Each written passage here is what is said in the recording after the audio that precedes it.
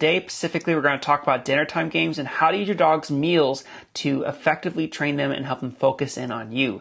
I think that this is something, let me make sure that I'm actually mic'd up and everything too. Good. It looks like I'm all mic'd up, ready to go, and I'm excited to be here.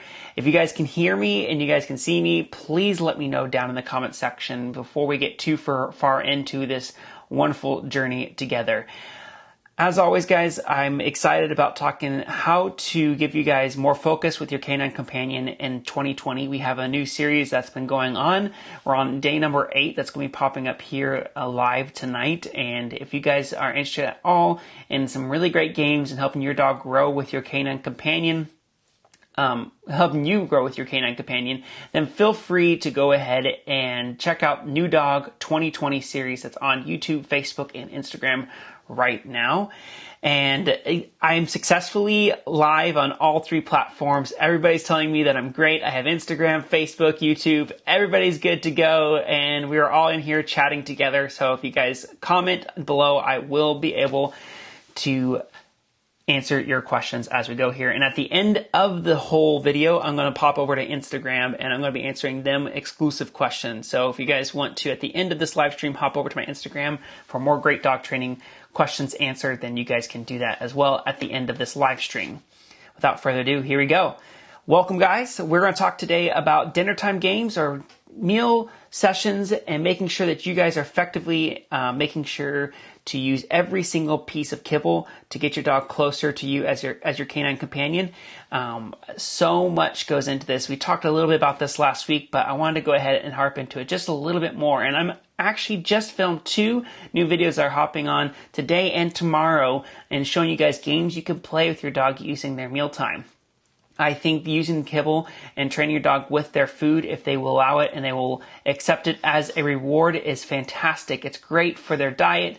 It saves you money. It's you can use a lot of it, and also instead of your dog getting all that value like we talked about last week into their bowl, we're getting value into you. And I think it's an incredible opportunity for you guys to do that. So one of the games that we're going to be doing today, and I'm going to be posting a video tonight about, is going to be using your dog's bed or their place or their pet cot or their Blue Nine Pet Products climb, and how to get them to do a stay or impulse control on top of their placemat. And this is a very great game to teach your dog how to be steady and calm. We're always teaching our dog how to do active things like sit, come, walk on leash, and dogs doing things for us. But so many times we're ignoring them when they're being calm and relaxed. So these are things we have to watch out for. When your dog's just relaxing on their bed, that is something that you should be rewarding your dog for. That is something that you can really speak numbers to your dog about. When they want your attention, it's not always about grabbing a toy, and it's not always about getting your attention in active ways or barking, for instance. That's my wife's new French Bulldog, Nico, hearing us having a good time in here, and she wants in here to play. And in here, we just played a game recently called Veto Game. I can't wait to show you guys that, because the Veto Game is a fantastic game that I just learned about. I think it's an incredible game, and I can't wait to play it more with my dogs and then show you guys about getting their attention and focus at your side and building the reward zone at the side here.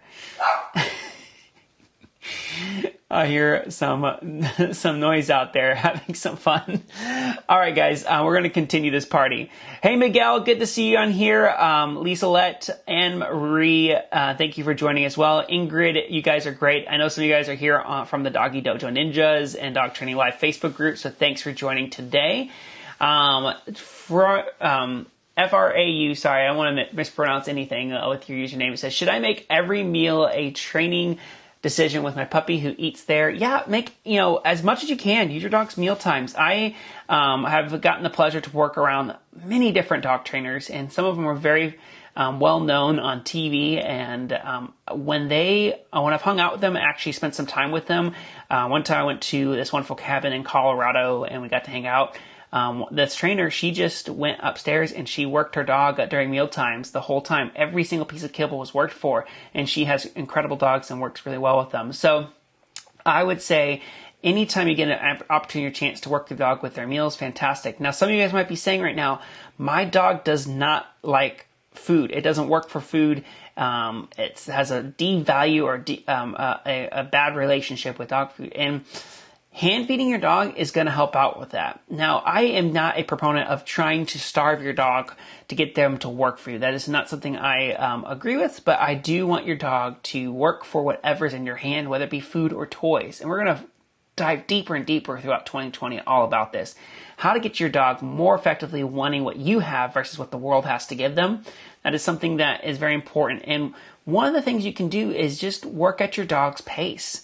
Now, dogs will not starve themselves out. They will not starve to death. They will eat when they want to eat. But you need to make sure that your food bowl is completely off the ground if that's the case for you. Your dog should be getting every piece of their dinner out of your hand. Now, here's another side that some people, I get a lot when I talk about dinner time games, is that some of you guys feed raw food, and that's awesome. And you guys, I am not going to put raw food into my hands. I'm with you there. And that is something that's really difficult to work with, but there are raw food alternatives that you use for training. So there's like air-dried dog food or freeze-dried dog food. I would say freeze-dried dog treats would be better than freeze-dried dog food because your dogs shouldn't have copious amounts of freeze-dried dog food without it being hydrated first. But like air-dried dog food, like Gazebo Peak or Kiwi Kitchens or a bunch of other brands out there, they are fantastic to use for when you're training. And then that raw food that you need to give them out of a bowl and not out of your hand because that's gross, do that. That's fine. You may have a little bit more struggle with that, but in the long run, there is a workaround. And that's the thing, right? So many times I don't want to come off harsh when I say this. So many times we're the thing between our dogs and them being successful. We make up so many excuses of why our dog can't do this. In reality, they can. There's things that we can do to kind of critique. And sometimes we have to make those sacrifices. We brought them into our lives and we're in charge of them having a happy and healthy life. And some of those sacrifices we have to make, might be financial, and it might be with time. It might be that you don't watch TV until 10 o'clock at night. Been there. It happened last night, actually. We made a decision. There's some things, we have some goals this year with some of our new dogs. And last night, instead of staying up until 10 o'clock and watching TV, right at 8 o'clock, we got done with our dinner and we went into our spaces in our house and we trained our dogs for 30 minutes. And that was a sacrifice. And I know that life gets busy and you just want to relax some days. But depending on what you want with your dog, it's important to just press in and say, yes, I'm going to train my dog today. And even if that's just for 1 minute at that time, because that's all you've got, that's all you've got. And I had someone message me today about a daily training program about their dogs. And my thing is that, you know, sometimes those daily training programs can get overwhelming. We think, well, I am not going to get all my homework done today. Well, all in one session, you may not. So break it up. I say always kind of break it up. And that's where this mealtime games can be such magic. And maybe that's what I should call this is mealtime magic. Because instead of doing it all in one session, now some of you guys might feed your dog twice a day or once a day, but you could actually split it up where you do 5 to 10 minute sessions 1 to 3 times a day, and your dog will see you and your dog will see incredible results by just doing that. So yeah, Rockin' Dogs, I do love ZV Peak too. I think they're incredible. And I think they're awesome. And Kiwi Kitchen, Cindy, they're awesome as well. So Try Hard 7. I don't know what that is. I think it'd be great if you could. I might have said something that everyone's going to laugh at me about for saying, but I'm not familiar with that as well. So you guys are incredible, and thank you for just being a part of this journey on the Doggy Dojo. I hope you guys are enjoying these live streams, and I would love to answer any questions. We are here live. We definitely are. And so if you guys want to ask me questions before we jump off here in about 5 minutes, please feel free to comment those down below. The second game I'm showing you guys tomorrow, I'm going to release tomorrow. Today we're going to get the bed stay game, and tomorrow we're going to show you an impulse control game called It's Your Choice. It's a very, very great game that I didn't make up myself. I learned it from Susan Garrett and a bunch of other great trainers, and I work it with my dogs on a regular basis. So I'm going to show you some impulse leave it control games with your dog. And one of the simple things you can do with the bed stay, and I'll give you kind of a synopsis of what these two games are, and then you're going to go see them live in action today and tomorrow. But the bed stay game is pretty simple. All you're going to do is you're going to either A, wait for your dog to hop onto their bed and then reinforce them with some of their food. And then other people might have to find they have to lure their dog up onto the bed and then reinforce. Both are great. Now, the other thing you guys can do is you can do the impulse control game of leave it or it's your choice. And I don't use any verbal or any words right off the bat. I just, in the beginning stages, I just have a handful of food in my hands. And what I do is I just hold it out there. Wait for the dog to just kind of pause and not be gripping it, grabbing it, or snuffing their nose, or snuffling their nose all into it. And then when the dog is waiting, I say, yes, mark the behavior, take a cookie out of my hand, or take a piece of their dinner or their breakfast and give it to them. Once you've done it with the hand closed and your dog's being very responsive to that and they're being patient, then you can open up your hand. And if they go for the food, just close your hand back up once again, and then you're going to open it up again once they leave it alone. And when they continue to leave it alone with the food in your palm of your hand, totally open, then you're once again going to grab a piece of kibble out of your hand and give it to your dog. When people train leave it to their dogs, a lot of times what they do is they put a piece of kibble on the ground, on the dog's nose or wherever, and they then release the dog straight to that kibble and they go and get that reinforcer away from you. I want the dog to get the reinforcer from you. So that's what's so important about taking the piece of treat or food out of your hand and giving it directly to your dog. So once again, the food is coming from you, not from a bowl, not from the ground, not from their nose. It's coming straight from you. Cool. So, I'm going to go ahead and answer some questions right now. And right now we're going to focus on Facebook and YouTube. And I'm going to jump over to Instagram and answer some questions with them as well. But thanks for watching here on the Doggy Dojo, guys. Make sure to comment down below if you have any questions or comments. And then, as always, have some fun with your dog. And here we go on some question time. Okay, Miss Fair Lady says, I have 2-pound Chihuahua and he's having a pop-up problem from the down. It's like he won't take his treat if he's in a down. Any suggestions? That's cool. So you must have done the video or seen the video of the down behavior. I would maybe find working in the down in a more comfortable place. It could be the bed. It's also maybe kind of one of those things that will fix itself over time. And what you can do is you can actually have multiple pieces of kibble in your hand, in both hands. And what you're going to do is as soon as your dog gets the treat from the first down behavior, then you're going to ask for it right again. And the dog will eventually, as they get treats for hitting it down again and again and again, they're just going to sit there and lay there and wait.